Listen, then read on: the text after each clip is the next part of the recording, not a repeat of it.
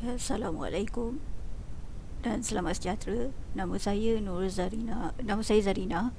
Uh, ini refleksi saya untuk webinar 9 sampai 11 lebih tadi, yang tajuk Gelombang Ketiga PPPM Komponen IR 4.0 sebagai pemangkin agenda pendidikan negara. Daripada webinar tadi, saya ada belajar tahu banyak benda lah, macam contohnya apa tu plan pembangunan negara dengan tahun-tahun dia semua. Lepas tu juga generation gap. Dan saya ingat doktor ada cakap tadi, dia kata kita kena berubah. Saya setuju tu, betul, kita kena berubah. Di dalam masa yang sama juga, saya juga tertanya,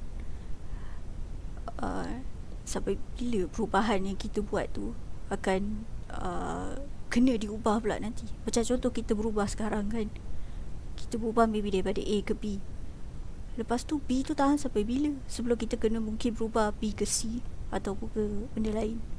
So untuk tahu benda tu, saya dah come up dengan ni calculation, dan saya nak share kat sini calculation tu lah. Okay. So daripada doktor cakap tadi, dia kata kita ada generations student kita ni.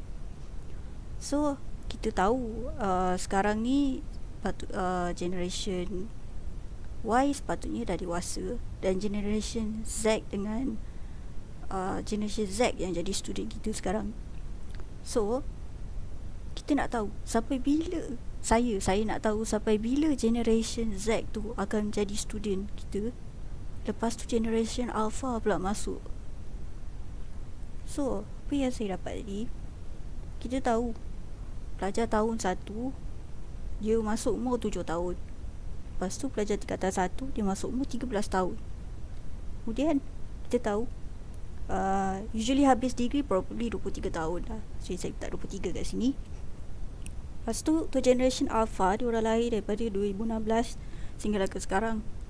Dan kemudian generation Z pula, dia orang lahir pada 1996 sampai 2015, iaitu sebelum 2016 lah saya letak. So untuk kita tahu, sebelah ni pula saya buat timeline untuk ni. Okay, kita mula dengan tahun 2021, which is tahun ni. Lepas tu kita nak tahu bila, soalan seterusnya, bila generation Alpha ni akan start masuk, supaya kita boleh bersedia dengan generation diorang dan juga cara diorang belajar semua benda lah.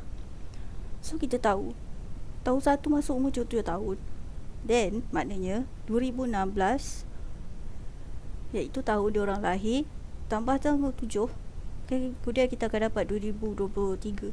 So maknanya masa tahun 2023 kat sini generation Alpha akan start masuk, tapi generation Z masih ramai lagi ada kat dalam sebagai student lah, yang akan jadi student.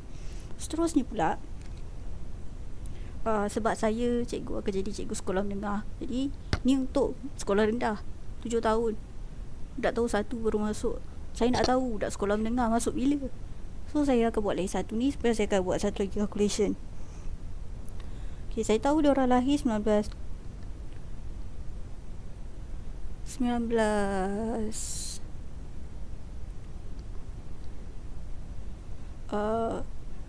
saya tahu, saya nak cakap generation Alpha masuk bila. So saya tahu generation Alpha lahir 2016. So 2016, kemudian saya akan buat tambah dengan 13, which is umur untuk form 1. So kita assume diorang 13 ni should be dah masuk form 1 sekolah menengah lah.